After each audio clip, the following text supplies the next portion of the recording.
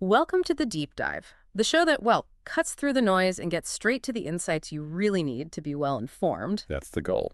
And today, we're plunging into a topic that's not just relevant, it's truly at the heart of our rapidly evolving economy: digital products. Absolutely central, yeah. Consider this. The global digital economy isn't just growing, it's projected to shatter previous records, hitting trillions of dollars in value within the next few years. It's mind-boggling. It really is. The scale is hard to grasp sometimes. And at its core, digital goods and services, which are driving a huge chunk of that growth. They absolutely are. It's a landscape brimming with immense, often untapped opportunity. Lots of potential there. Okay, let's unpack this then. Today, we're diving deep into the ultimate guide to digital product creation. It's a really comprehensive resource for anyone looking to truly understand, create and successfully sell digital products online. A solid guide, definitely. Covers a lot of ground. Our mission is clear. We're here to extract the most important nuggets of knowledge and insight from this foundational guide, giving you a real shortcut to being well-informed about this booming sector. Kind of distilling it down. Exactly. Whether you're an aspiring entrepreneur, maybe dreaming of your first launch, or a creative professional eager to monetize your skills in, new ways. Or maybe just curious. Or just insanely curious about how individuals and small teams are building these thriving businesses without massive overhead, this deep dive is absolutely for you. Yeah, we'll try and cut through the overwhelm. We will reveal the aha moments you crave and help you see the immense potential right at your fingertips. What's truly remarkable here, I think, is just how accessible this field has become. For virtually anyone with an idea and some passion. It feels different now, doesn't it? It really does. It fundamentally transforms what it means to turn, say, intellectual property or creative output into tangible value. And crucially, all without many of the traditional barriers to entry. Well, things that have historically limited entrepreneurship, like needing huge startup capital for manufacturing or dealing with complex supply chains, all that physical stuff. Right, the old hurdles.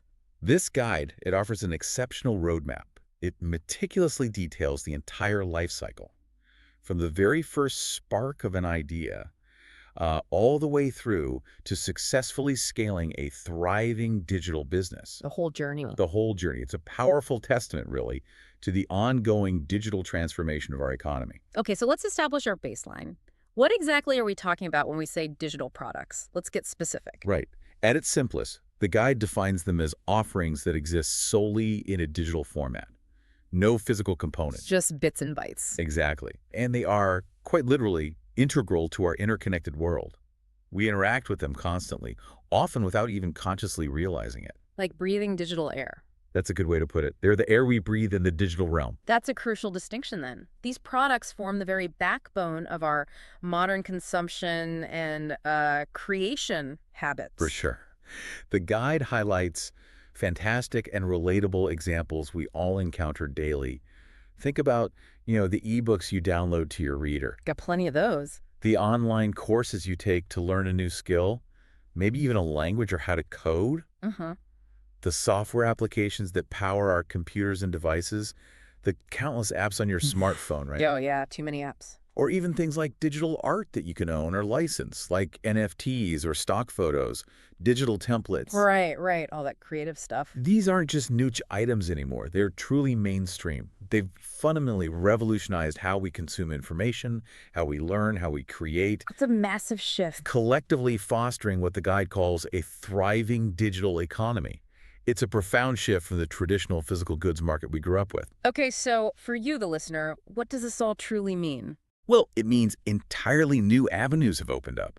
Opportunities that, frankly, just didn't exist a couple of decades ago. Right. For creators, it's an unprecedented chance to build businesses around their unique knowledge, maybe specialized skills or deep passions. Things they already know or love. Exactly.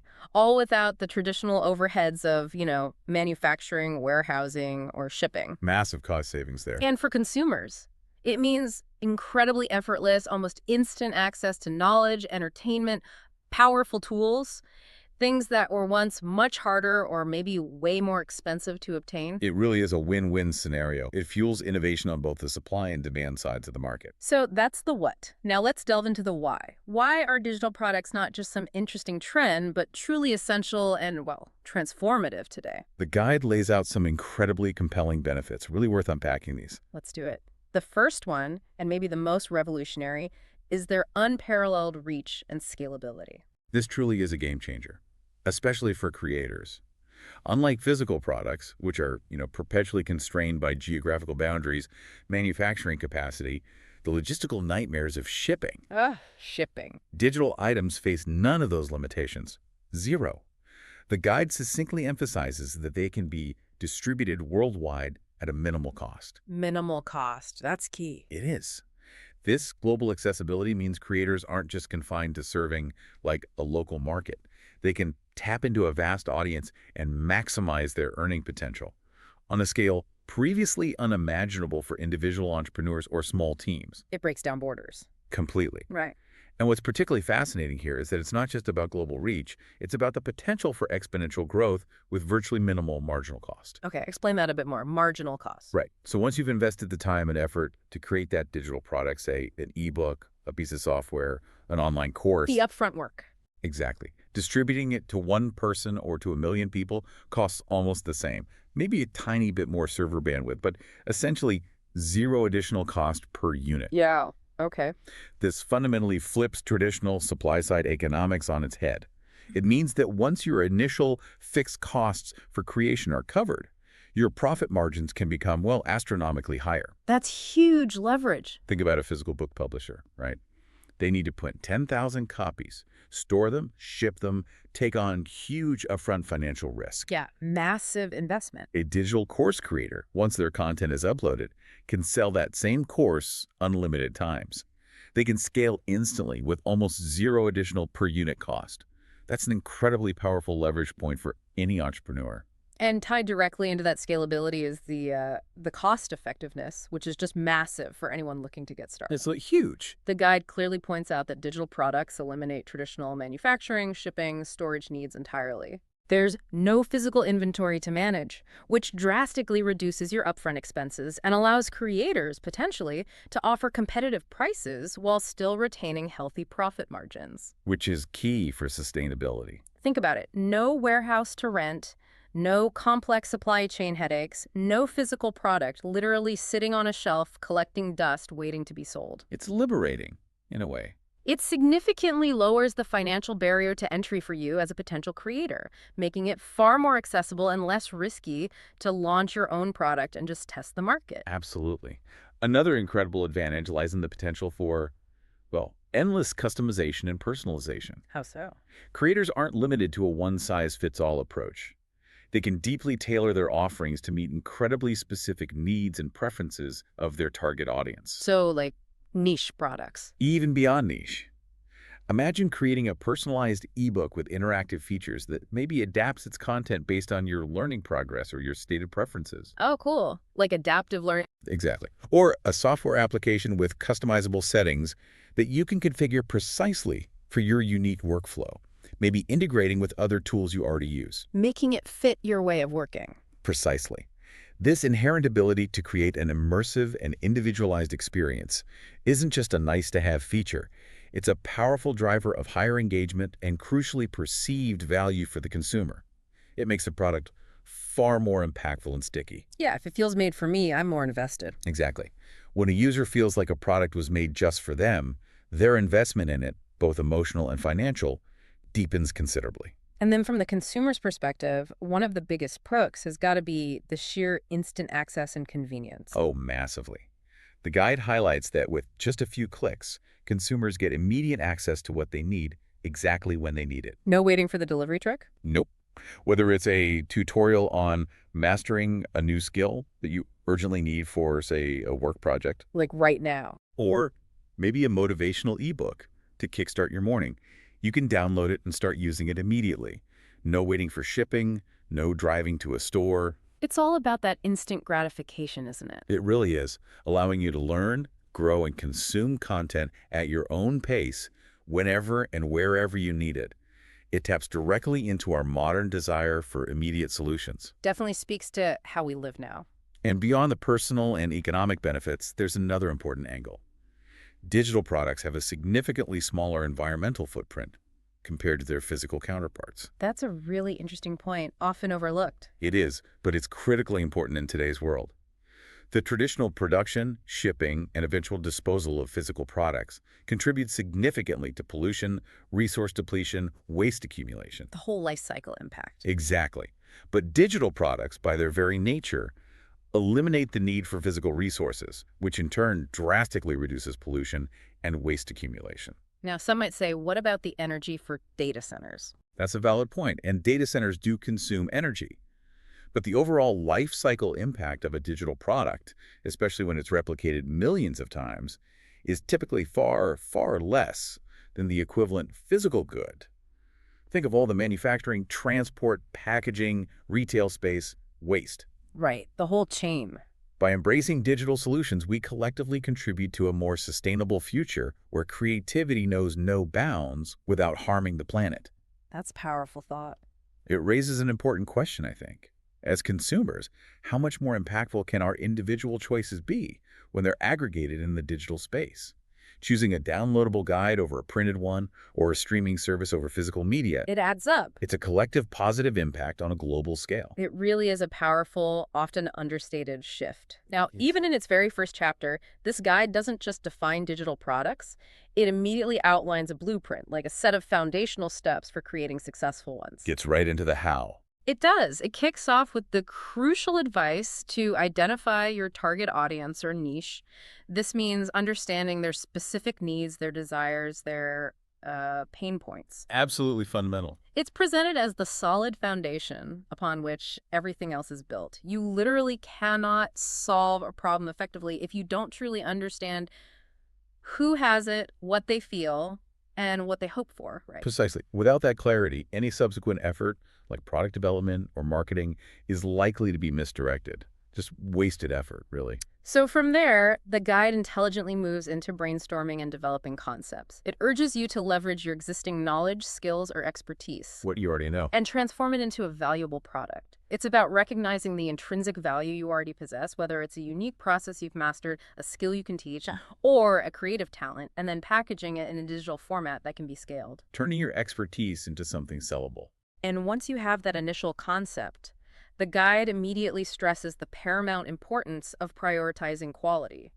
It's not enough to just, create something and put it out there. No, good enough isn't always good enough here. Right. Your products must be well-researched, well-designed, and well-structured to provide a seamless and enriching experience for the end user. User experience is key. This isn't just about making a good product in isolation. It's about fundamentally building trust and fostering long-term loyalty with your audience, which is absolutely essential for any sustainable business in the digital realm. Trust is everything online, indeed. The guide then pivots to effective marketing and promotion, emphasizing that this is equally important as the creation itself. You can't just build it and expect them to come. Not anymore. A brilliant product gathering digital dust helps no one. It highlights utilizing a strategic mix of digital marketing channels such as social media platforms, email marketing, content marketing, and search engine optimization The whole toolkit. to ensure your product actually finds its audience in what is, let's face it, a very crowded marketplace. It's about knowing where your potential customers are already congregating online and, crucially, how to speak their language. And when it comes to the crucial step of actually selling, the guide offers practical advice on choosing the right sales platforms. Where do you actually list it? Exactly. Exploring options ranging from broader marketplaces like Amazon and Etsy, which have massive existing customer bases, Huge built-in traffic. to more specialized marketplaces, specifically designed for digital products, such as Gumroad and Teachable. Platforms focused on courses or downloads. It's about finding where your ideal customers are already looking for solutions like yours, which can minimize your own marketing heavy lifting, at least initially. Leveraging existing ecosystems. Finally, this foundational blueprint wraps up with a strong emphasis on continuous improvement and customer feedback. Yeah. The feedback loop, exactly. It stresses engaging actively with your audience, deliberately seeking out reviews, and critically using constructive criticism, not as a personal attack. Which is hard sometimes. It is. but seeing it as a valuable tool to refine not only existing products, but also to inform the creation of future ones. This iterative approach, constantly learning and adapting based on real user input, is absolutely key to staying relevant and truly serving your audience's evolving needs. So, okay, we've got these core foundational concepts in mind. But for many aspiring creators, the biggest question still looms large. How do you actually find that killer idea? The one that's going to truly resonate with an audience and prove to be profitable. Yeah, that's often the biggest hurdle to getting started, isn't it? The blank page problem. That's a universally critical question, and thankfully, Chapter 2 of the guide dives deep into practical, actionable strategies for generating profitable product ideas. Good, we need practical. The very first fundamental approach it champions is identifying market gaps and unmet needs.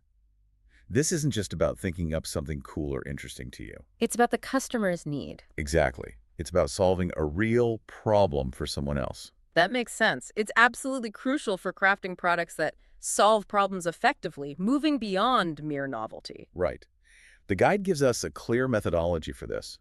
It instructs us to conduct thorough market research, systematically analyze trends in various industries, What's hot? What's emerging? and diligently study competition to understand where existing solutions might fall short, or where perhaps no solutions exist at all. Finding the gaps. Essentially, yeah, looking for where your unique knowledge, skills, or perspective can fill a void. Think of it like being a detective searching for a missing puzzle piece in the market, and then having the ingenuity to create that piece yourself. I like that analogy. Okay, so you're looking for problems, then what? Precisely. Once you're in that problem-solving mindset, various brainstorming techniques become vital.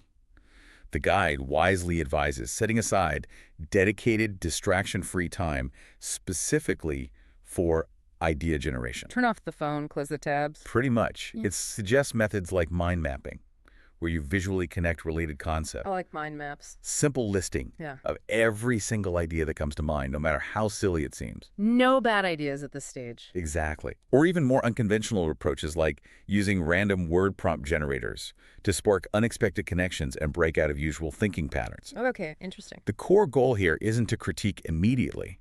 It's about encouraging sheer quantity over immediate judgment, allowing you to explore a truly diverse pool of possibilities before you start narrowing things down. Get it all out there first. Right.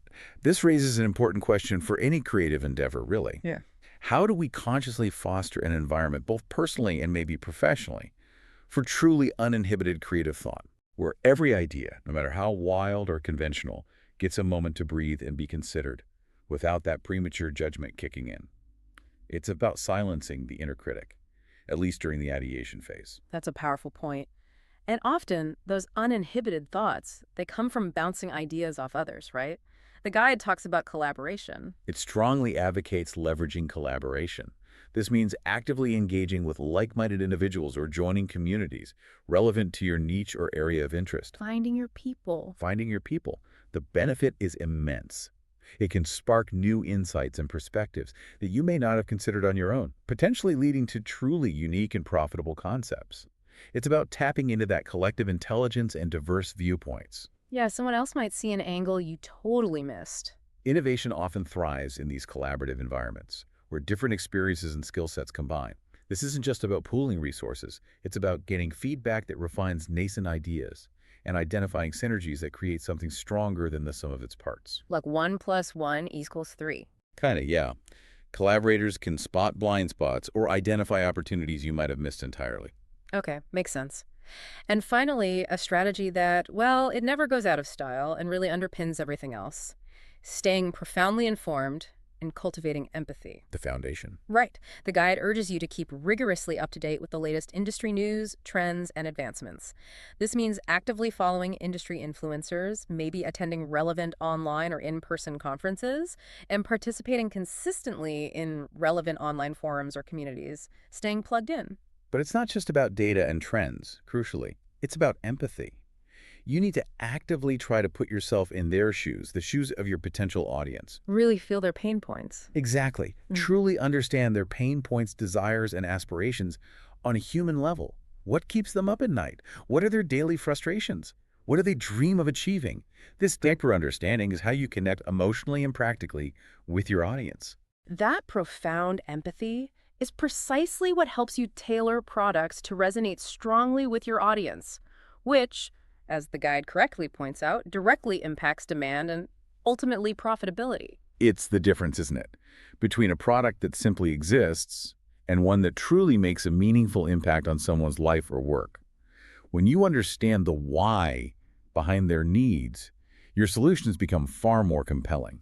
So, okay, you've brainstormed, you've collaborated, you've empathized, now you've ideally got a whole cluster of promising ideas, maybe too many. How do you then refine and validate them? Right, how do you sift through? Yeah, to make sure they're not just good ideas in theory, but truly profitable ones worth investing your precious time and energy into. The guide walks us through a systematic and I think quite smart approach here. It wisely starts with feasibility studies. Okay, what does that involve? You need to rigorously evaluate your top ideas by considering the fundamental trio. 1. Demand for the product. Is there actually a market for this? Is anyone looking for it? 2. The competition in the market. How crowded is it? Can you realistically stand out? What's already out there? And 3. The resources required for its development. Do you personally have the time, the skills, maybe the capital needed to actually build this thing well? Be realistic about what you can do. Exactly.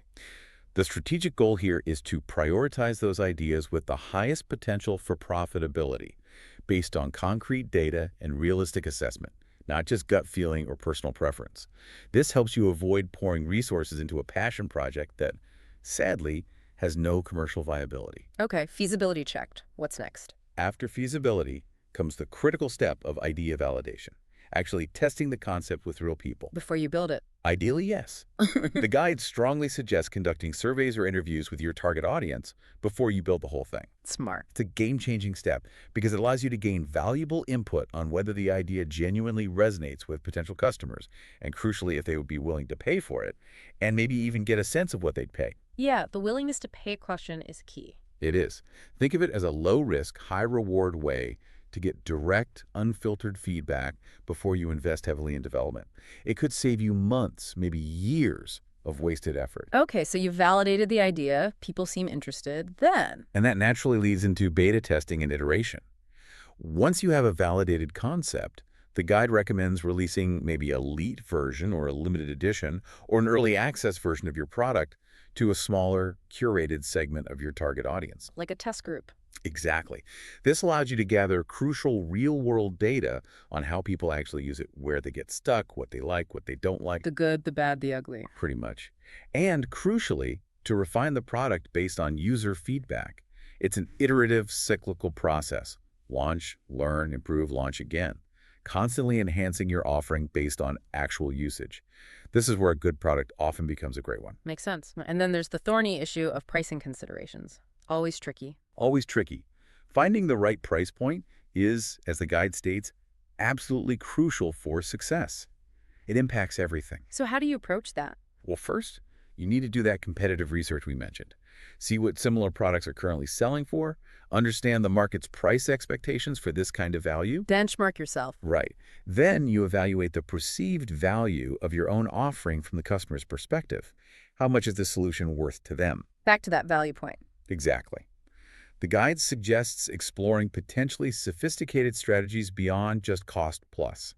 Things like introductory offers to create initial buzz and urgency. See early adopters in. Tiered pricing to cater to different budgets or levels of need. Basic, pro, premium kind of thing. Or even subscription models for recurring revenue, especially for content or software that provides ongoing value, all designed to maximize profitability while appealing to a wider audience range. Lots of options there. If we connect this to the bigger picture, pricing isn't just about covering your costs. It's a profound strategic tool. It's deeply tied to the perceived value and your product's market positioning. It communicates your confidence, the quality. It sends a signal. It absolutely sends a signal. But before we get deeper into the psychology of pricing and packaging, which is fascinating, we really need to talk even more about who you're selling to. Yes, the audience again. Because that understanding informs every single step of the product journey, especially things like pricing, features, marketing, everything. And that takes us directly into what the guide covers in depth in Chapter 3, which is entirely dedicated to defining and truly leveraging your target audience. Foundational stuff. The guide stresses that understanding your target audience is not just important, it's one of the fundamental keys to success in the entire digital product creation process. Non-negotiable, basically. Without this profound clarity, creating offerings that truly resonate and provide value becomes an incredibly significant and often insurmountable challenge. You're essentially just, throwing darts in the dark, hoping something sticks. Which is not a great business strategy. Not usually, no. Yeah. The guide outlines several robust methods for achieving this deep audience understanding. It begins with comprehensive market research. Okay, it's like what? Things like analyzing existing customer data if you happen to have any. If you're already in business. Right. Actively conducting surveys or interviews, diligently studying industry trends, or cleverly utilizing online tools like Google Trends, keyword research tools, social media analytics. Using the data that's out there. Exactly. This initial research builds your baseline knowledge of the landscape. Then you drill down into their demographics and characteristics, right? Understanding not just the basics like age, gender, and location, but getting into deeper insights. Much deeper, into their interests and behaviors to paint a vivid picture of your potential customers. What are their hobbies? Where do they spend their time online? What media do they consume? What motivates their purchasing decisions in general? Getting inside their heads. As much as possible. And beyond mere demographics, you need to delve deeply into their needs and desires. This means truly understanding their pain points, challenges, and aspirations. What keeps them up at night? Exactly. What problems are they desperate to solve? What skills do they secretly wish they had? What goals are they striving for in their life or work? And crucially, understanding the underlying motivations that would drive them to seek out a digital product, your product, as a potential solution. It's about empathy on a truly profound and actionable level. And the guide provides a fantastic, really practical tool here that many successful businesses swear by. Buyer personas. Ah, yes. The persona is very useful. This is where you create a fictional representation of your ideal customer, maybe give them a name, a backstory, and encompass their key demographics, interests, goals, and challenges. You make them feel real. Exactly. This isn't just a hypothetical exercise. It's described as a valuable tool because it gives a concrete face and a compelling story to your target market. It makes it exponentially easier to design for them, write for them, and market to them as if they were a real person sitting across from you. Absolutely. And you also need to evaluate the specific digital landscape they inhabit. What platforms do they actually use? Which social media channels do they frequent? Where do they hang out online? Precisely. This critical understanding directly dictates how you can most strategically position and market your products to reach them effectively, on their terms, where they already are. There's absolutely no point crafting amazing TikTok content if your entire audience is primarily engaging on LinkedIn. Meet them where they are. Okay, so once you have this profound, multi-layered understanding of your audience, what then? How do you use it? The guide shows you how to leverage it directly for more effective product creation and, crucially, marketing. First, it advises a strong niche focus. Don't try to be everything to everyone. Exactly. You identify a specific problem or need within your broader audience to position yourself as a true expert and the go-to solution provider for that particular thing.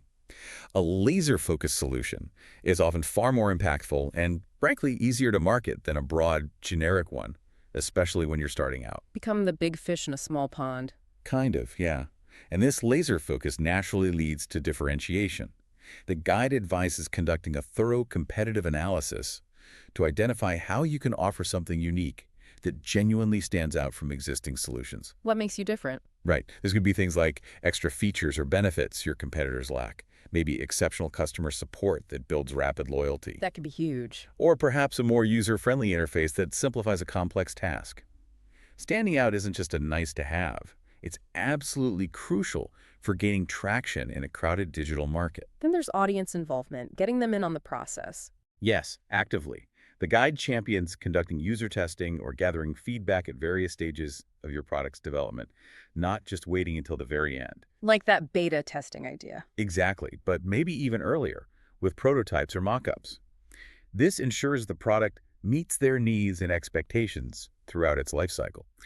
Your audience isn't just a passive consumer, they become a vital partner in helping you build the product they truly want and need. That makes so much sense. A continuous feedback loop. It minimizes risk and maximizes relevance. Yeah. And all this audience data, their needs, their preferences, where they hang out, is absolutely critical for marketing strategy alignment. It helps you accurately select the most effective marketing channels and techniques, and crucially, craft compelling messaging that speaks directly to their identified pain points and deepest desires, rather than just generic sales copy that appeals to no one in particular.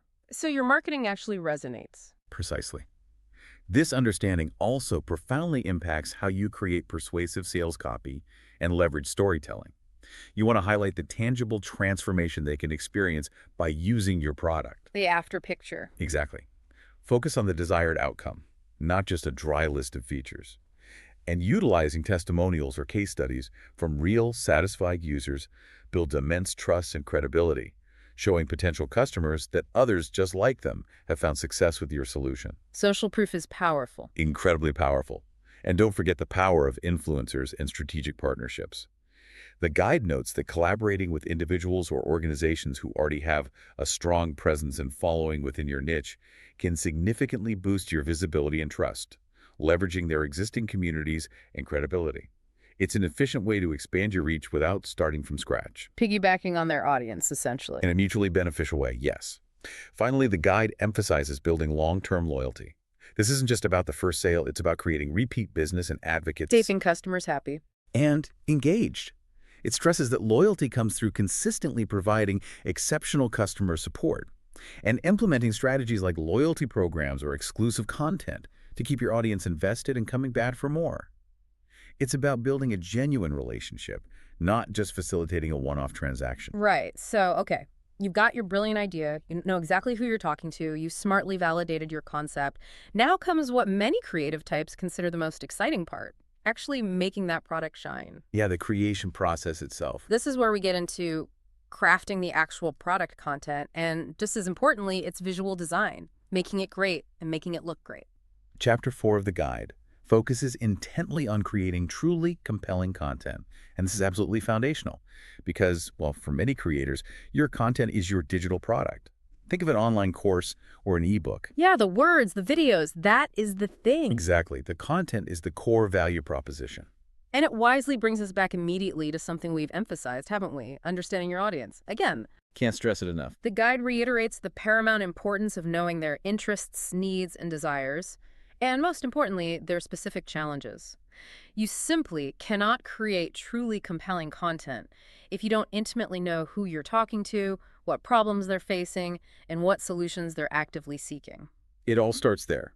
Once that audience clarity is firmly in place, you move to defining your unique selling proposition, or USP, for your content. Your unique angle. Precisely. This means clearly articulating what sets your content apart. What unique value do you bring that perhaps no one else does? Answering these questions ensures your content isn't just more noise in an already crowded digital space. It offers something distinct, something only you can provide in that specific way. Finding your voice, your niche within the content. Exactly. Then it's about systematic brainstorming and outlining for the content itself. Identify the main message or goal for each piece of content, ensuring everything you create is focused and effective towards that goal. No rambling. Hopefully not. The guide suggests using powerful storytelling techniques to capture emotions and create a genuine connection with your audience. This makes your content far more memorable. People connect with narratives. They remember stories long after they forget dry facts or statistics. Stories stick. They really do. To truly enhance engagement, the guide places significant emphasis on visual elements within the content itself. So not just text. No, definitely not. This means thoughtfully integrating images, infographics, charts, videos, anything to break up text and make your content more visually appealing. But there's a critical nuance here. Balance. Don't overdo it. Right. Visuals should always complement your message and not distract from the core information. They should enhance understanding or engagement, not overpower the substance. Got it. And readability itself is huge, right? Making it easy to actually consume. Oh, absolutely non-negotiable. Use clear and concise language, actively avoid excessive jargon or overly technical terms unless your audience is highly specialized. Know your audience's language. Precisely. Consciously break down complex ideas into simple terms, and always try to provide examples or analogies to make abstract concepts tangible and relatable. Your goal is to make it effortless for you, the listener or reader, to consume and understand, ensuring the message truly lands without unnecessary friction. Makes sense. What about getting found? SEO. And of course, search engine optimization, or SEO, plays a vital role here too, even within the content itself. Incorporate relevant keywords naturally into your content, the terms your audience is actually searching for, to improve its visibility on search engines like Google. But don't stuff it with keywords. Definitely not. The guide rightly prioritizes quality and value over sheer keyword density. Truly engaging, helpful, well-structured content is what genuinely attracts and retains an audience, and that naturally leads to better organic visibility in the long run. Google rewards quality. Good content wins. Ultimately, yes. Finally, the guide recommends maintaining a persuasive tone, depending on the content's goal. You might want your content to motivate and encourage action, clearly highlighting the benefits and outcomes your audience can expect if they engage with your material or adopt your solutions.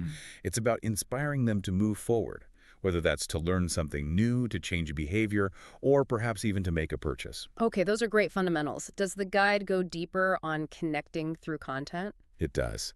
It delves even deeper into strategies for truly connecting with your audience on a more profound level through compelling content. It emphasizes, for instance, directly addressing their specific pain points and offering clear, actionable solutions. Problem-solution focus. Exactly. By consistently providing valuable insights or practical advice that genuinely helps them, you actively establish yourself as an authority in your niche. This builds immense trust and credibility over time. Becoming the go-to resource. That's the goal. And you want to encourage interaction and actively foster a sense of community around your content, if appropriate for your product.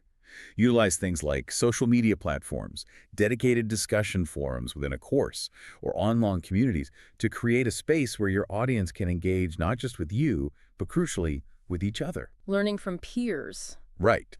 This cultivates a sense of belonging and loyalty, transforming passive consumers into active participants and even advocates for your brand or product. Personalization is another key lever, isn't it? Making it feel relevant to the individual. Hugely important. The guide advises tailoring your messaging and delivery to resonate on a personal level whenever possible, using data and analytics about user behavior or preferences to customize content recommendations or address their specific interests and aspirations. Like Netflix recommendations, but for your content. Kind of. This isn't just a clever marketing tactic. It builds deeper trust. It makes your audience feel seen and understood, which makes them far more receptive to your offerings and your message. And don't underestimate the power of multimedia integration, right? Especially video. Oh, video is massive. Video content has exploded in popularity for a very good reason. It allows you to demonstrate concepts visually, showcase products dynamically, and engage in a more dynamic and interactive way than text or static images alone often can. Show, don't just tell. Exactly. Think of the impact of things like tutorial videos, product demonstrations, or even behind-the-scenes footage that gives your audience a richer, more immersive, and often more personal experience. Right. To maintain sustained interest and relevance, though, consistency and freshness are vital, aren't they? Can't just post once and disappear. Absolutely vital. The guide urges you to provide fresh and relevant content regularly, establishing a clear content calendar to keep yourself organized and accountable, and purposefully include different types of content, articles, videos, infographics, short tips, Q&As to keep your audience engaged and coming back for more. Stagnant content inevitably means a stagnant audience. Keep it varied, keep it coming. And finally, continuous learning is simply non-negotiable for creators in this space. Stay up to date with the latest trends and techniques in content creation and delivery in your field. Attend conferences or webinars to sharpen your skills. And perhaps most importantly, actively solicit feedback from your audience to understand what's working, what's not, and what they want to see next. It's an ongoing journey of refinement and adaptation. It never really stops. What's truly fascinating here, I think, is how content creation is revealed to be not just about, words on a page or clips in a video. It's a holistic, strategic approach to building a deep, lasting relationship with your audience. It's an entire ecosystem of engagement and value delivery. That's a great way to frame it. This raises an important question for any creator, though. How do you ensure that this meticulously crafted content looks as good as it reads or sounds? That its visual presentation amplifies its message, rather than detracting from it. Because visual appeal is often the very first thing a user encounters, Right. right? The first impression. Exactly. And that first impression can be made in milliseconds. That's a perfect segue into Chapter 5 then. Designing visually appealing products. The guide is crystal clear on this point. Visual design can make or break their success.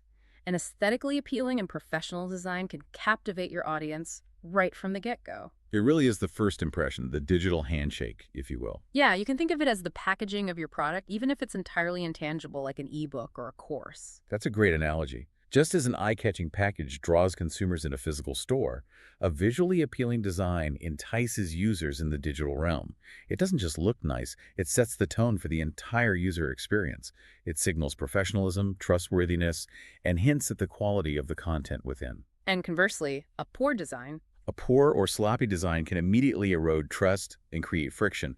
No matter how valuable the underlying content might actually be, people might just click away. Okay, so what are the key elements of good visual design according to the guide? It breaks down several key elements, starting powerfully with colors. Colors have an incredible, almost subconscious ability to evoke emotions and atmosphere. Color psychology. Exactly. Warm colors like reds and oranges might convey excitement, passion, or urgency. Cool colors like blues and greens often suggest calmness, trustworthiness, or sophistication. Strategic color choice, carefully aligned with your product's mood, brand, and purpose, can immediately create the right emotional resonance with your audience. Typography is next, right? Fonts. Seems minor, but it's not. Oh, far from minor. Choosing the right font significantly impacts both readability and overall aesthetic. You need to carefully consider the tone and target audience. A sleek, modern sans serif font might be perfect for a tech product or a minimalist brand. Like Helvetica or something similar. Right. Whereas an elegant, classic serif font, like Times New Roman or Garamond, might be more appropriate for a business guide, a historical ebook, or something needing a more traditional feel. And crucially, consistency in font choices throughout your product helps create a professional and cohesive feel, reducing visual friction for the user. Don't use 20 different fonts. Please don't. Imagery is also absolutely critical. High-quality images, illustrations, or graphics aren't just decorative filler. They create a powerful visual narrative. They engage users instantly, break up text, and can help convey complex ideas much more quickly than words alone. A picture is worth 1,000 words. Sometimes more. You need to be mindful of image resolution and file size to ensure optimal viewing across different devices without slowing down load times. And the guide even suggests incorporating user-generated content, photos, or videos from your actual customers using your product for an added layer of authenticity and community building. It shows real people getting real value. That's smart. What about the overall structure, layout? Then there's layout and user interface, UI design. A well-structured and intuitive layout is absolutely paramount for seamless navigation.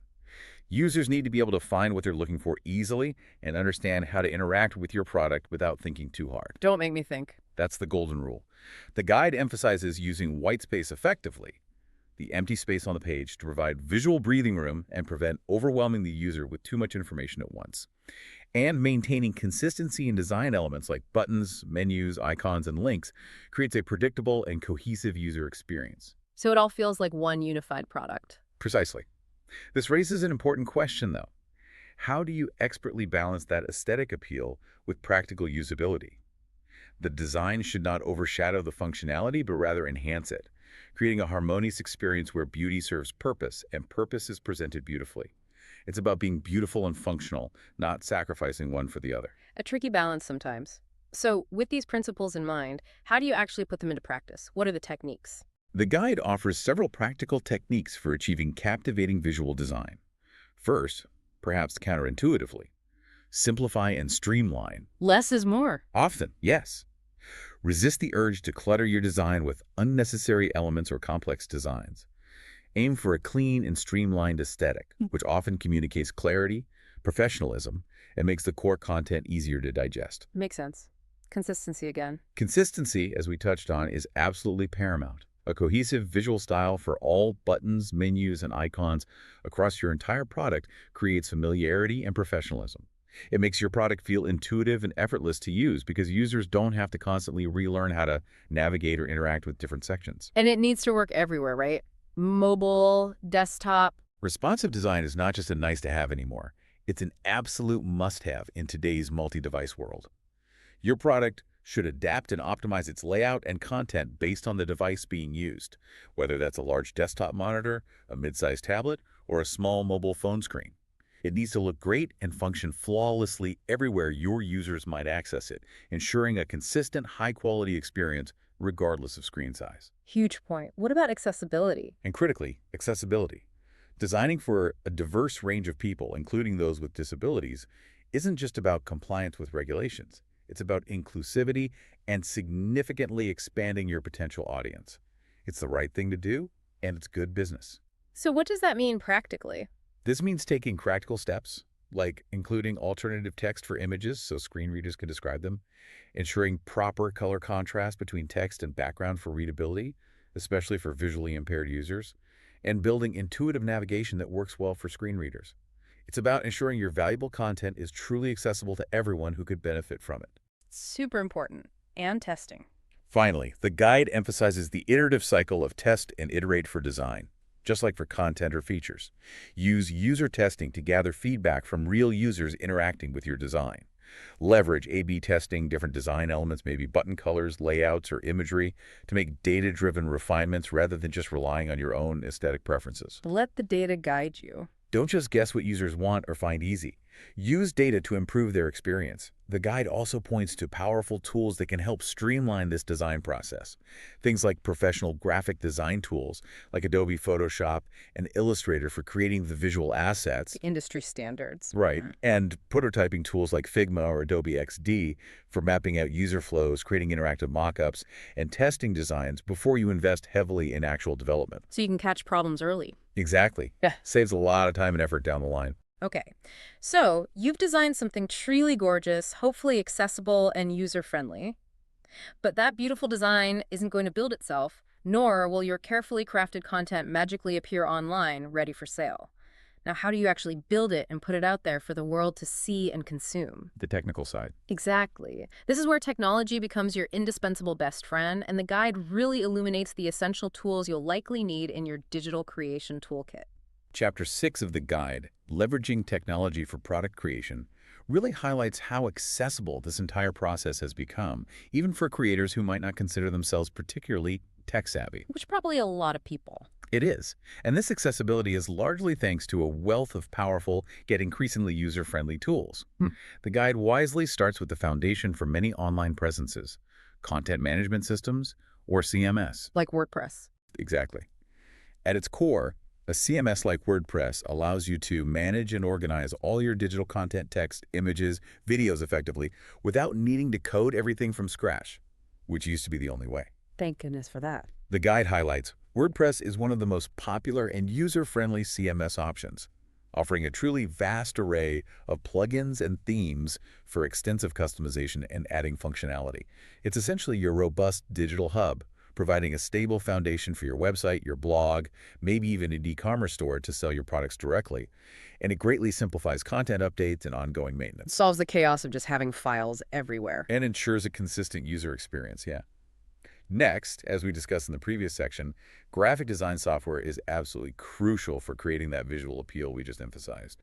You need tools to make things look good. Right, the visuals matter. The guide points specifically to the Adobe Creative Cloud Suite, which includes industry-standard tools like Photoshop and Illustrator.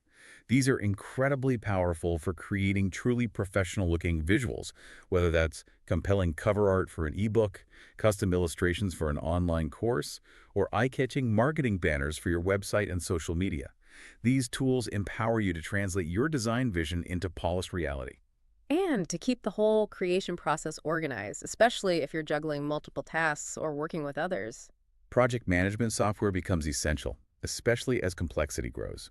Tools like Trello and Asana are specifically mentioned because they are visual and relatively easy to use. They help you break down the development process into manageable tasks, assign responsibilities, set deadlines, and collaborate seamlessly with any team members or freelancers you might bring on board. Keeping track of everything. This is vital for digital product creation, where multiple moving parts, content writing, design, technical implementation, marketing prep, need be coordinated efficiently to hit deadlines and maintain quality. Makes sense. What about automation? That seems like a buzzword, but is it useful here? Automation tools are introduced as a true game changer, not just a buzzword. They allow creators, especially solo creators or small teams, to reduce manual labor, save significant time, and dramatically increase productivity. Doing more with less effort. It's not just about saving time, though. It's about creating leverage that allows individuals to operate with the efficiency of much larger teams. For example, the guide points to email marketing platforms like MailChimp and ConvertKit, which allow for complex automated email campaigns. Like welcome sequences. Exactly. Imagine you launch an ebook. Instead of you manually sending a thank you email, then maybe a follow-up a week later asking for a review, then perhaps another email suggesting a related course.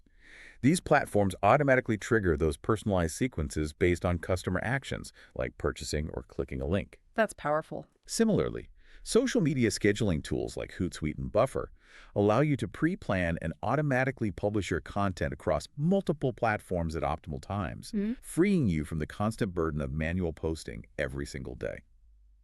This fundamentally shifts your focus from tedious execution to higher-level strategy and creation. Okay, that sounds genuinely useful. The guide also emphasizes adopting a beginner-friendly approach to technology, which I think is important.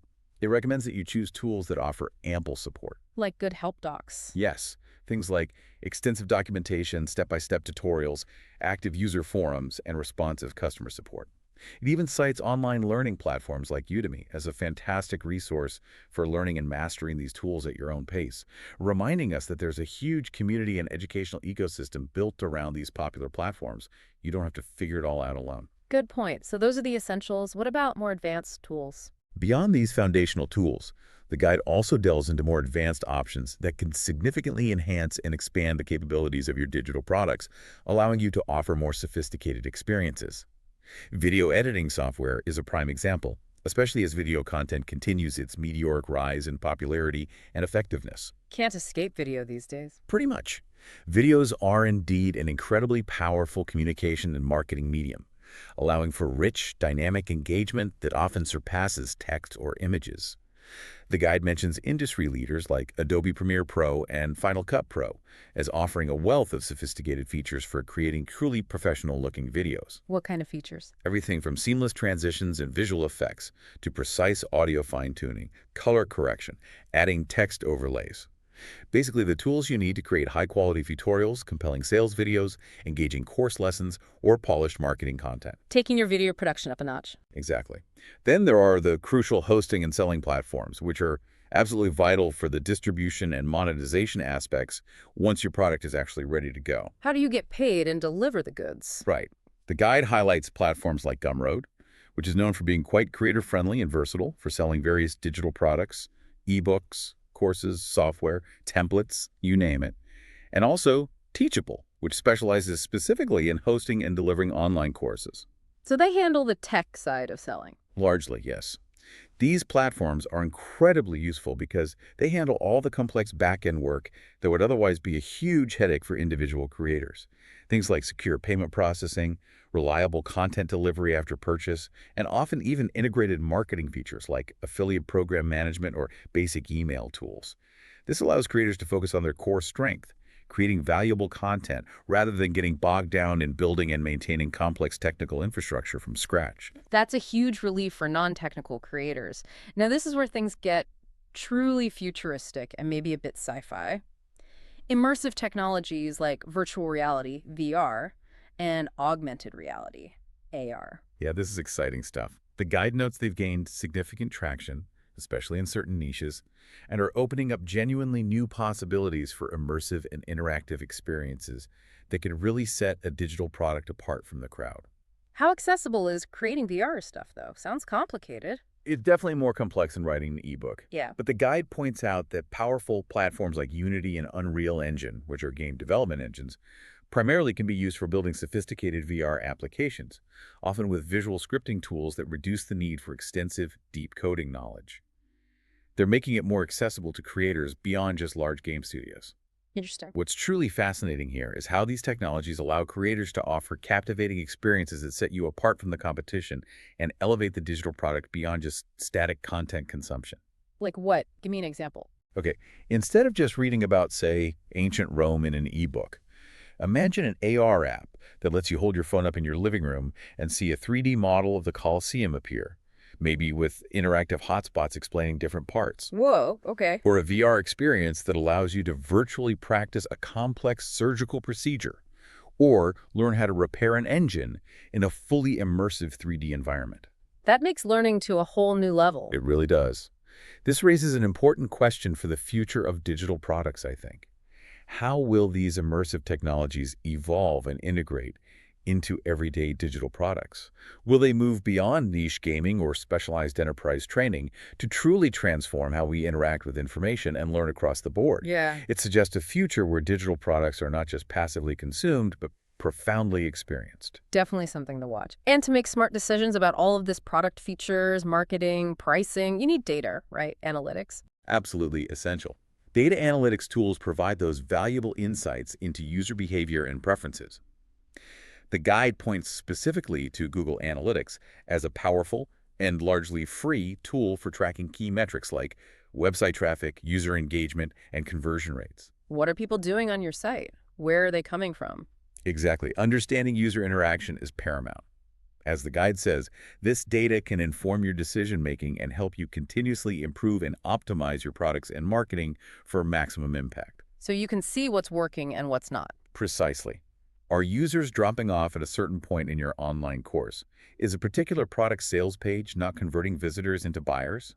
Analytics provides the objective answers, allowing you to refine your offerings and marketing strategies based on hard data rather than just guesswork or intuition. Makes sense. So the overall takeaway from this whole text section. I think the core message is clear. While technology and these amazing tools are incredibly powerful and streamline so many aspects of digital product creation, They're not magic bullets. exactly. Yeah. Ultimately, success relies on your creativity, passion, and determination.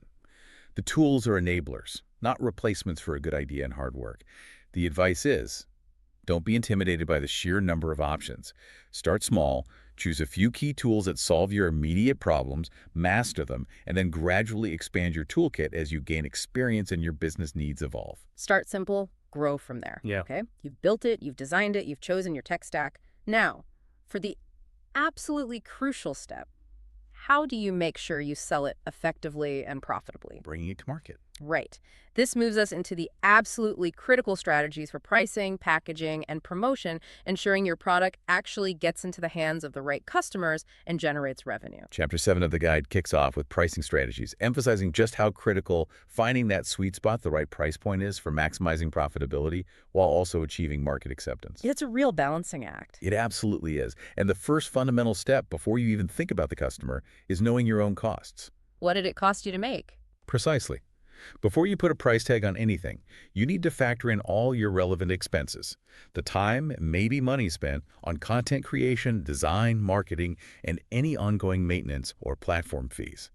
This allows you to establish a baseline price, the absolute minimum you need to charge to cover your investment and ensure at least a reasonable profit margin. Your floor price. Exactly.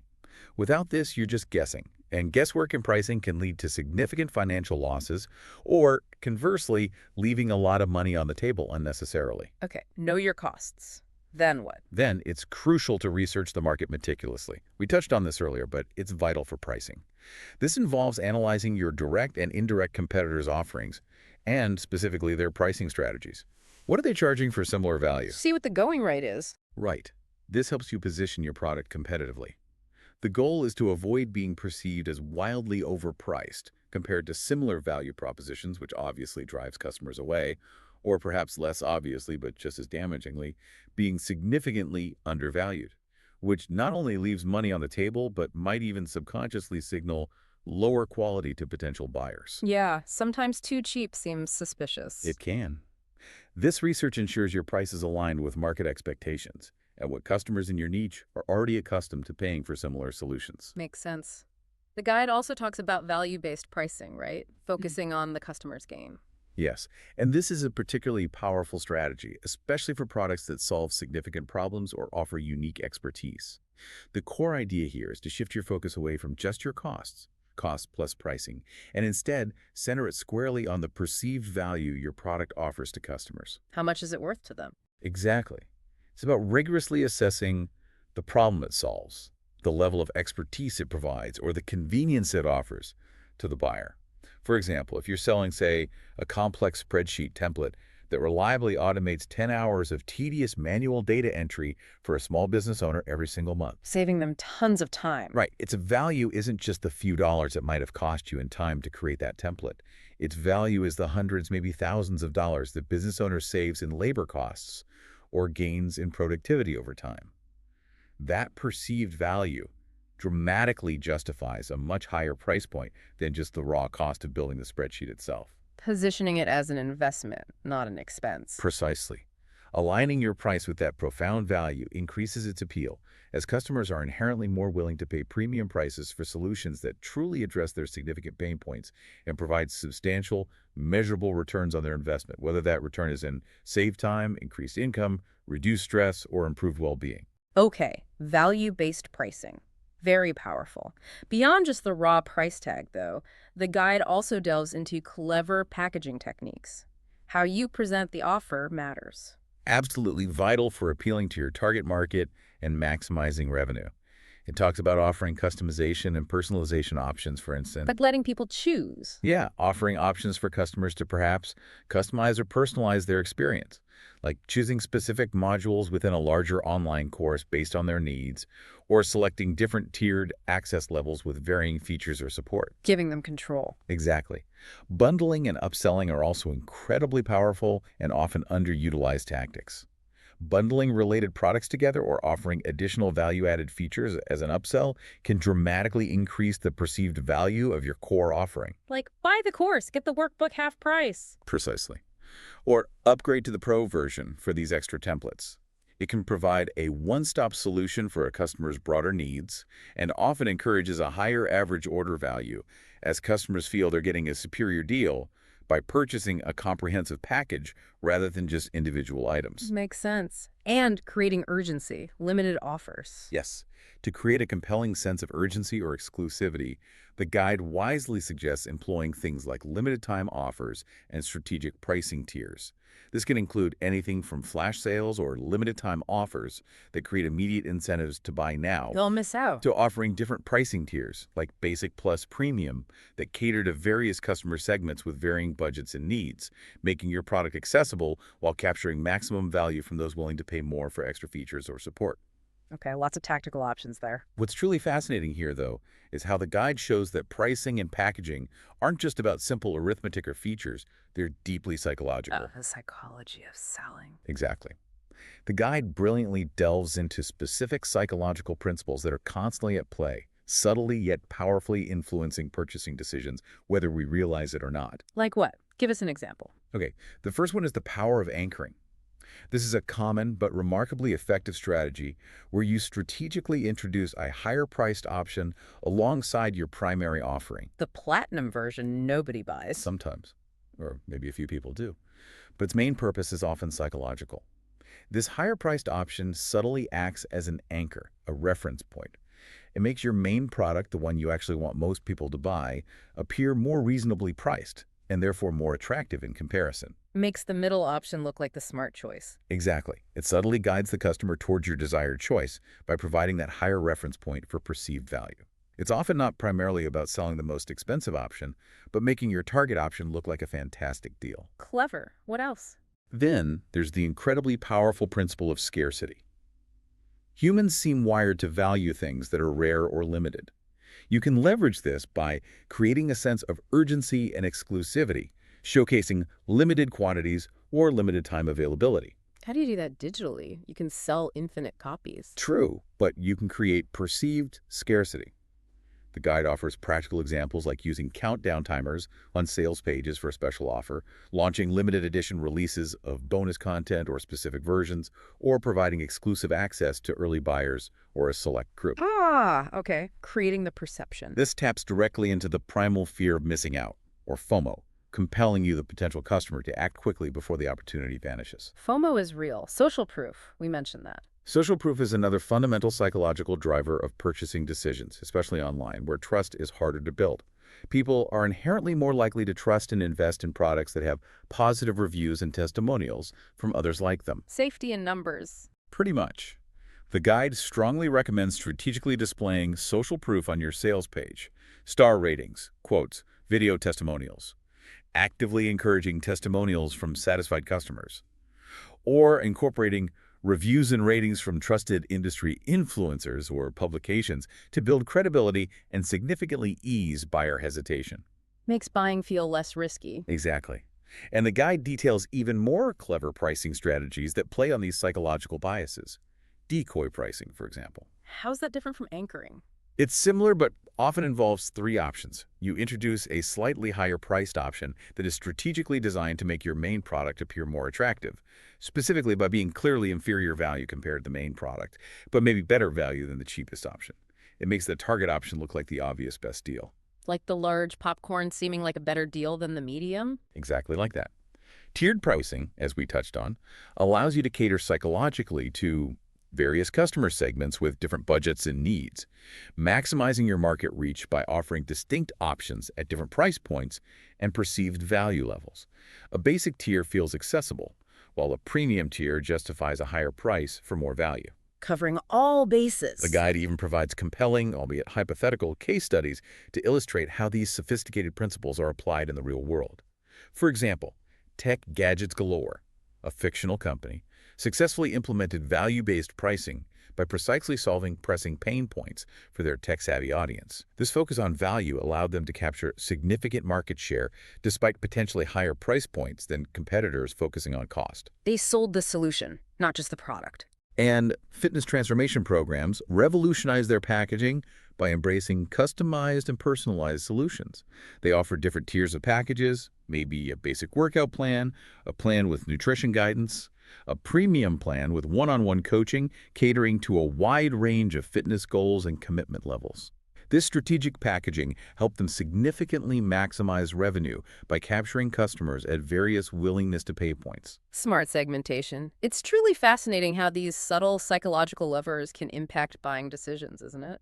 Almost like magic sometimes. It feels like it, but it's based on predictable human behavior. But even the best product, perfectly priced and cleverly packaged, needs to be seen by the right people. It won't sell itself sitting on a digital shelf. Visibility is key. That brings us to the absolutely vital realm of marketing and promotion, which is the core focus of Chapter 8 in the guide. How do you get the word out effectively? Marketing and promoting your products is precisely where your carefully crafted digital creation meets its eagerly awaiting audience, or perhaps an audience that doesn't even know they need it yet.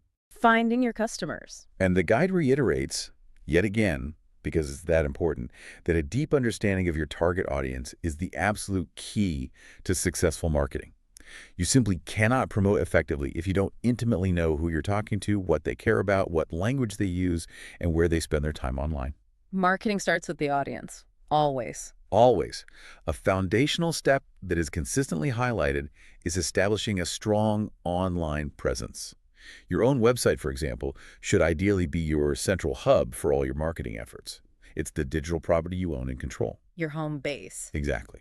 It needs to be visually appealing, as we discussed, intuitively easy to navigate, and thoroughly optimized for search engines. So potential customers searching for solutions can actually find you organically. Good SEO. Crucial.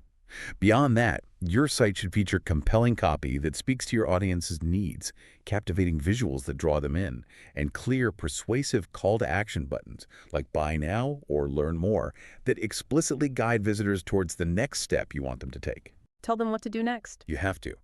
Social media platforms are then powerfully highlighted as, well, powerful tools for promoting digital products. The key, as the guide stresses, is to strategically choose the platforms that align precisely with where your target audience actually spends their time and what aligns with your specific business goals. Don't try to be everywhere badly. Be where your customers are. Right. Strategies here include creating consistently engaging content that resonates with your community, not just sales pitches. Actively experimenting with different formats like short-form videos, helpful infographics, behind-the-scenes glimpses, or live Q&A sessions. Engaging directly with your followers by responding to comments and messages. And consistently working to build a vibrant community around your brand or niche. It's about engagement, not just broadcasting. Absolutely. Affiliate marketing is also discussed as a potentially highly effective channel, especially for scaling reach quickly. This is where you collaborate with influencers, bloggers, or industry experts who already have a loyal following within your target niche. People who already have the audience you want. Exactly. By offering them incentives, typically a commission on sales they generate, you can leverage their existing trust and credibility with their audience to reach a wider audience much faster and often more effectively than you could solely on your own. It's essentially outsourcing part of your marketing to trusted voices in your space. Performance-based marketing. Pretty much. Email marketing is described as an invaluable tool for building direct, long-term relationships with leads and customers and driving sales. It's a channel you own, unlike social media followers. Building your list. Crucial. The guide strongly suggests building an email list by offering a compelling, free resource or exclusive content, often called lead magnet, in exchange for an email address. Then, the strategy shifts to nurturing that audience over time with consistently valuable content, exclusive offers, and personalized recommendations that keep them engaged, build trust, and prime them for future purchases when the time is right. Not just selling all the time. Provide value. Provide value first. Build the relationship. Content marketing, which we discussed earlier in terms of creation, also plays an incredibly pivotal role in promotion. This involves consistently creating and distributing high-quality informative content, blog posts, detailed guides, videos, podcasts perhaps, that showcases your expertise and directly addresses your audience's pain points and questions. Attracting people with helpful content. Exactly. This strategic approach positions you as a trusted authority in your field over time. It generates organic traffic to your website from search engines and social sharing, and naturally attracts potential customers who are already actively seeking the solutions and information you provide. They find you because you're helpful. Inbound marketing. Precisely. If we connect this to the bigger picture, marketing is truly an ecosystem, isn't it? A multifaceted approach where different channels ideally reinforce each other. What's particularly fascinating here is realizing how many different levers you can potentially pull beyond just the absolute basics to effectively promote your product and build a sustainable brand over time. It's about orchestration, not just isolated tactics. Putting all the pieces together. And the guide goes even deeper, right? Outlining some advanced marketing techniques. It does, for those ready to take things to the next level. Search engine optimization, or SEO, while fundamental, can be taken to advanced levels for long-term organic growth. You can continuously optimize your website structure, technical elements, and content for search engines to increase visibility and drive high-quality organic traffic. Beyond just basic keywords. Oh, yes. It involves detailed ongoing keyword research to understand user intent, incorporating those keywords naturally into useful content, building high-quality backlinks, ensuring technical site health. It's a discipline in itself. Pay-per-click PPC advertising is also presented as a highly effective method for gaining immediate visibility and driving highly targeted traffic, especially when launching or promoting specific offers. Paid ads. Right.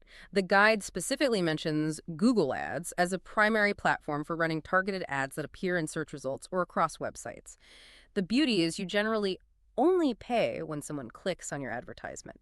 The emphasis here, though, is on meticulously optimizing your ad copy and landing pages for maximum relevance and conversion, ensuring every click you pay for has the best possible chance of translating into a meaningful action, like a sale or a lead. Don't just throw money at it. Optimize. Exactly. Partnerships and collaborations are also incredibly powerful and often overlooked, especially for reaching new audiences efficiently.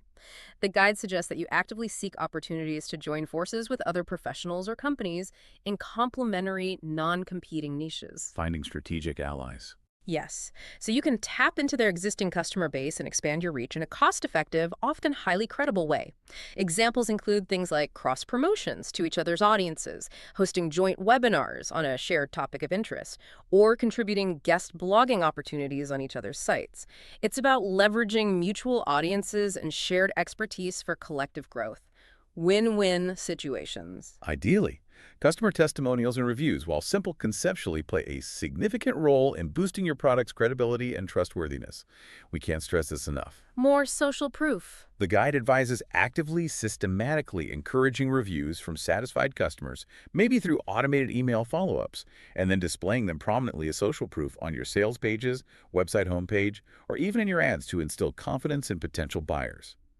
Authentic reviews are often more powerful and believable than any ad copy you could write yourself. Let your customers do the selling. In a way, yes.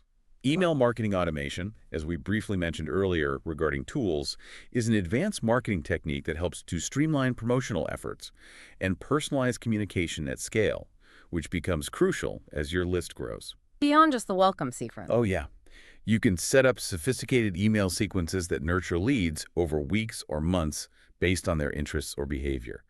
Automatically send targeted emails offering exclusive discounts, limited time promotions, or personalized recommendations triggered by specific actions they take or don't take. This creates a highly effective, always-on sales funnel working for you in the background. Powerful stuff. And finally, data again. Lastly, but maybe most importantly for continuous improvement, the guide stresses that you should never underestimate the power of analytics and data in refining your marketing strategies. Tools like Google Analytics, heat mapping software, or your sales platform's reports provide invaluable insights into your audience's behavior and preferences. What's working, what's not, who's buying. Exactly. How they navigate your site, what content they engage with most, where they drop off in the funnel, where marketing channels are driving the most valuable customers. This data helps you make informed decisions and constantly optimize your campaigns for maximum impact and return on investment. Stop guessing. Start measuring. Measure what matters. This raises an important question for any business owner, really. How do you ensure that all these diverse marketing efforts, from organic SEO trying to rank, to paid ads driving clicks, to social media building community, to email nurturing leads, how do you make sure they align seamlessly, that they contribute cohesively to your overall business goal, rather than just being a series of isolated, uncoordinated, maybe even conflicting actions? It's about creating a unified strategic marketing engine. Integrating everything. Okay, so you've successfully navigated the complexities of marketing your product. People are buying. Now the customer has clicked buy. How do you make sure they get what they paid for easily, seamlessly? And how do you then continue to grow your business beyond that initial transaction? The post-purchase experience and growth. Yeah, exactly. That brings us to the critical final stage discussed in the guide: delivery, distribution, and ultimately scaling your success.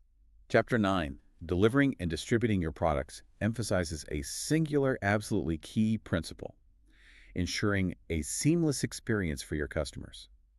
It's not enough to simply make the sale. The true test of your operation often comes in how effortlessly and reliably you get that digital product into their hands or onto their screens. The last mile, digitally speaking. Exactly.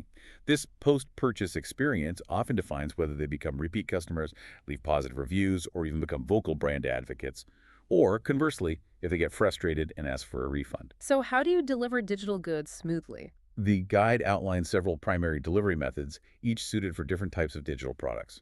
First, the most straightforward, downloadable files. These are convenient and efficient for things like eBooks, software installers, digital templates, audio files, PDF guides. Things they save to their computer. Right. They offer instant access to the customer right after purchase and save you considerable time and resources on fulfillment compared to physical goods. Simple link, download, done.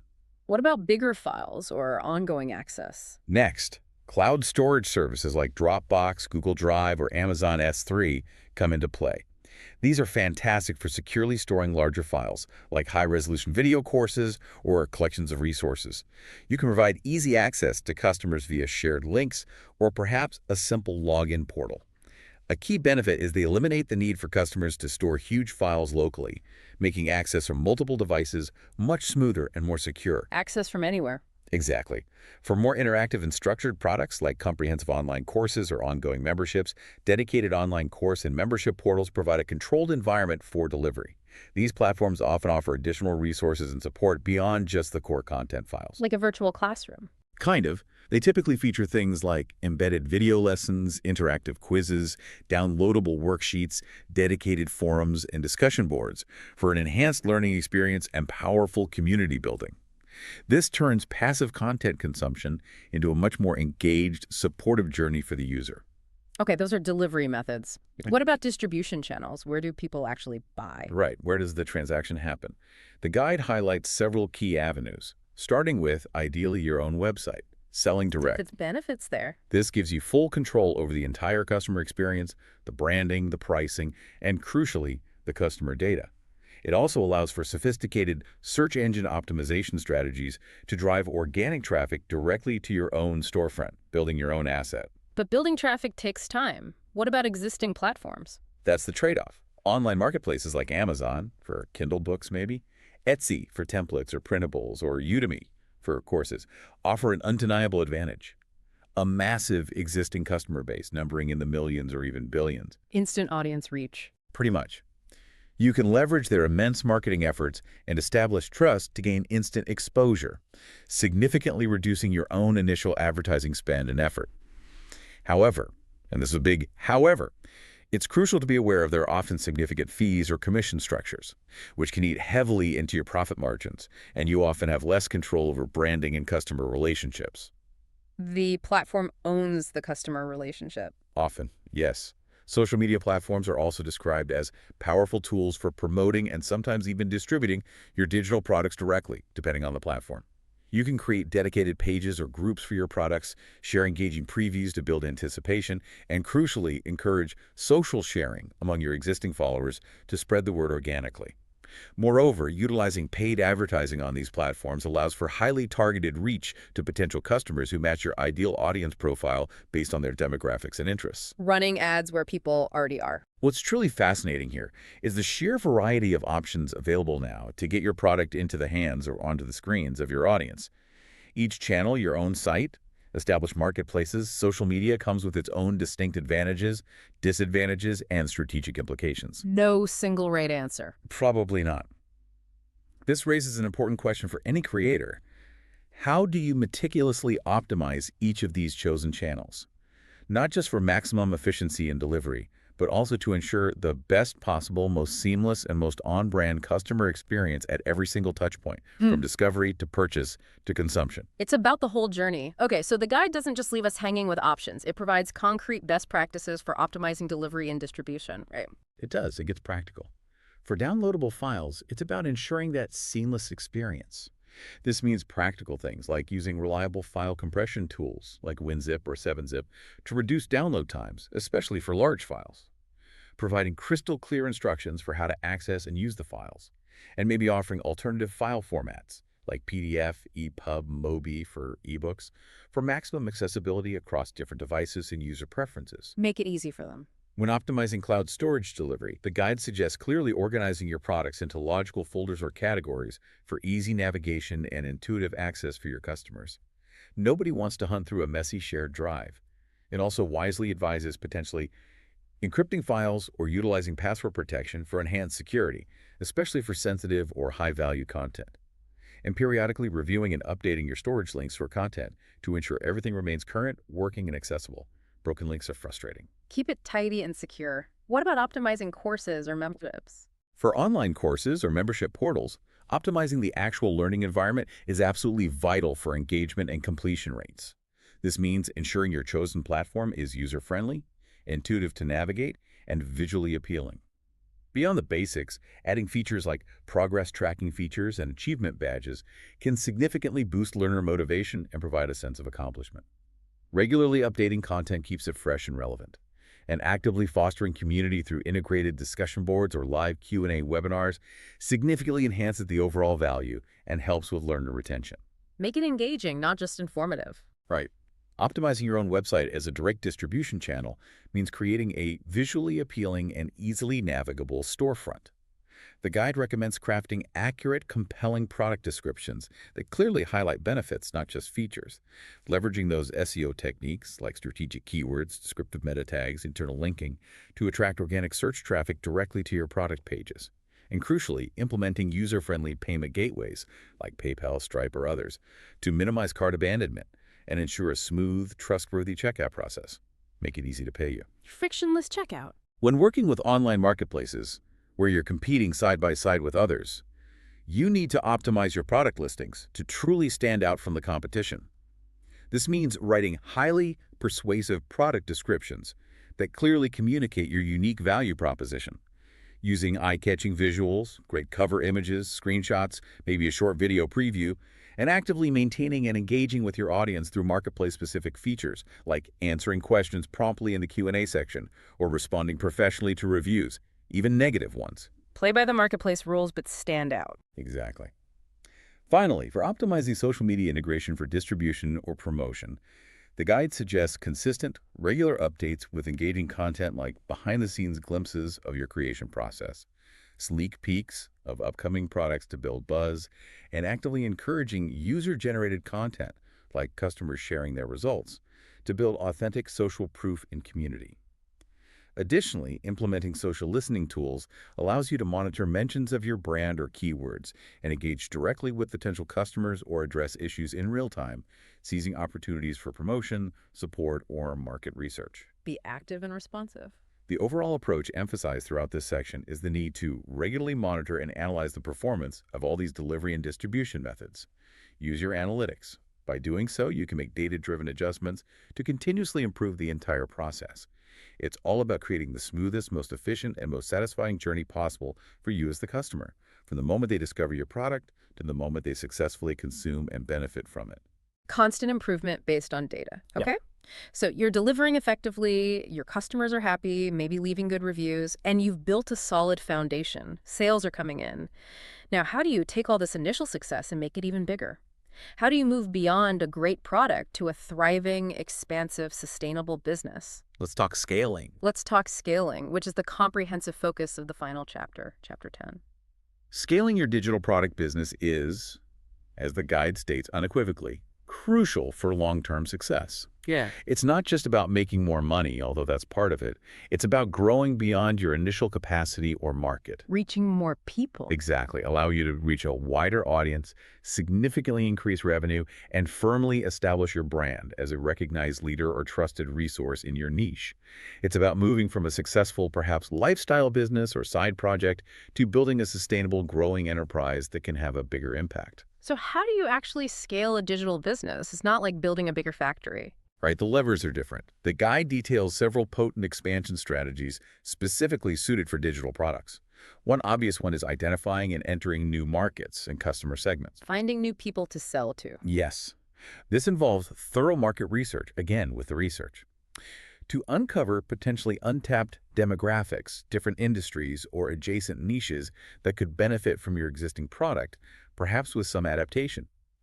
Then tailoring your products or your marketing messages to meet their specific demands and cultural nuances. Adapting your offer. Another powerful strategy is diversifying your product offerings. This means strategically creating complementary digital products that align naturally with your existing ones and serve your current audience's related needs. Like creating sequels or related tools. Exactly. If you sell a popular ebook on starting a podcast, you might then offer an advanced online course on podcast marketing or a set of digital templates for show notes or maybe consulting services. This not only attracts new customers who might enter your ecosystem through the new product, but it also encourages repeat purchases from your existing loyal customers, significantly increasing customer lifetime value and diversifying your revenue streams. It also cements your brand's authority across a wider topic area. Makes you the go-to source for that whole topic. That's the idea. And exploring new geographic markets can be a monumental step for digital products, given their inherent global reach potential we discussed earlier.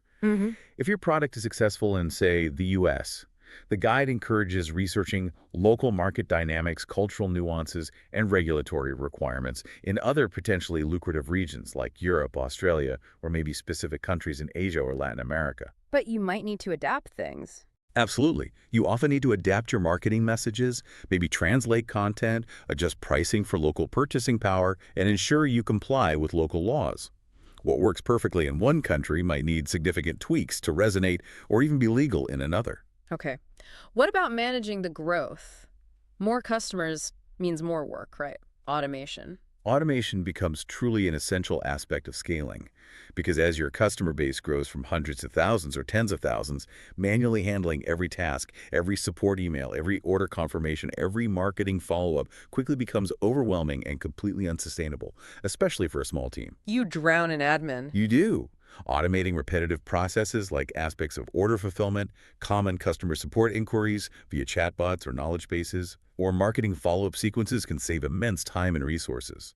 This frees you, the creator or business owner, to focus your precious energy on high-leverage strategic aspects like new product development, building partnerships, or refining your overall business strategy rather than getting bogged down in daily operational minutia. Using tech to handle the routine stuff. The guide explicitly mentions leveraging tools for email marketing automation. implementing customer relationship management (CRM) systems to effectively manage customer interactions and data at scale, and relying heavily on analytics to monitor performance and identify bottlenecks as you grow. Makes sense. But as you grow, keeping customers happy gets harder, right? Maintaining trust. Beyond just automation, maintaining unwavering customer trust is absolutely vital for sustainable scaling. Growth shouldn't come at the expense of the customer experience that got you there. You simply must continue to strive to provide excellent customer support, even as you scale. How? With more customers. It requires systems. You need to maintain open lines of communication with your growing audience, perhaps through community forums or dedicated support channels. Aim to respond promptly to inquiries, even if using templated responses for common questions initially. And critically, constantly seek feedback through surveys or reviews to show your ongoing commitment to their satisfaction and to catch emerging issues early. Show you still care. Yes. The guide even suggests implementing scalable self-service options, like a detailed FAQ section or a comprehensive knowledge base on your website. This empowers customers to find answers to common questions quickly and efficiently 2047, significantly reducing your direct support load as you grow, while still helping the customer. Let them help themselves first. Exactly. Finally, collaborations and partnerships can significantly contribute to your business's growth, often providing exponential rather than linear expansion. Scaling through others. Yes. By strategically teaming up with like-minded entrepreneurs or complementary businesses, you can effectively leverage each other's strengths, share resources, and tap into a wider network of potential customers than either of you could easily reach alone. Accessing new audiences. Right. This means reaching new audiences without solely relying on your own marketing budget or efforts, which can greatly accelerate your growth trajectory. Examples the guide mentions include things like joint ventures, where you perhaps co-create and co-market a new product together, setting up affiliate programs where partners promote your product for a commission, or co-creating content or products with other industry leaders to combine expertise and audience reach for mutual benefit. Finding those win-win partnerships again. What's truly fascinating here, I think, is how effective scaling often moves beyond just optimizing your own individual effort or internal systems, and into the realm of strategic alliances and network effects. It's about multiplying your impact through synergy with others. This raises an important, maybe challenging question, though. How do you identify the right partners for sustainable growth? Yeah, not just any partner. Right.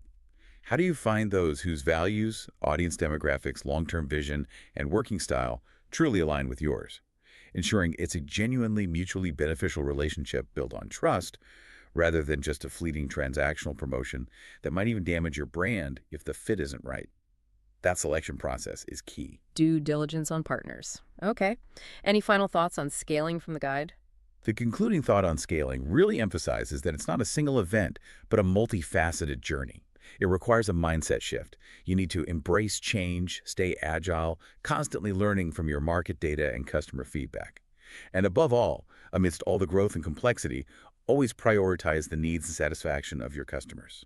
That relentless focus on delivering real customer value is presented as the absolute core of sustainable, ethical, long-term growth in the dynamic and competitive digital product space. Customer focus remains paramount. Hashtag touch picture. Wow, okay. We've really unpacked an incredible amount today, haven't we? Drawing deep from the ultimate guide to digital product creation. We covered a lot of ground. We really did. We started by defining what a digital product even is and why it's become such a powerful, transformative force in our economy. Fundamentals. Then we moved into the art and science of finding those truly profitable ideas, the craft of creating genuinely compelling content and design. Creation process. How to leverage the right technology to actually build and deliver your vision without being a coder necessarily. The tools of the trade. Mastering the often tricky psychology behind effective pricing and promotion. Bringing it to market successfully. And finally, exploring the crucial strategies for scaling your entire digital product business to new heights, sustainably. The whole life cycle, really. Yeah. If we connect this to the bigger picture, what this guide truly underscores, I think, is that digital product creation isn't just about launching a single item, a single ebook or course. It's bigger than that. It really is. It's about building an adaptable, value-driven ecosystem around your unique expertise or passion. It's a continuous journey of learning, testing, refining, and strategic connection, constantly evolving with your audience and the ever-changing digital market landscape. Never static. Never static.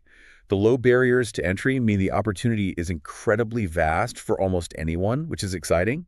But the guide implicitly shows that it's the sustained effort to truly understand your audience, deliver exceptional value, and consistently adapt based on feedback and data. That's what truly differentiates a fleeting one-off project from a lasting, impactful digital enterprise. The commitment makes the difference. So after this comprehensive deep dive, exploring this whole world, what stands out most to you, our listener? Yeah, what's your key takeaway? Given the immense potential and the relatively low barriers to entry that digital products genuinely offer compared to traditional businesses, how will you listening right now leverage this transformative digital age? What could you create? Could you turn your unique knowledge, your specialized skills honed over years, or maybe your creative passions into tangible impact, into value for others? Perhaps even build a whole new business online that provides that value to thousands, maybe even millions around the globe. The potential is there. It really is. The digital canvas awaits your creativity, your expertise, and your determination. Go make something amazing.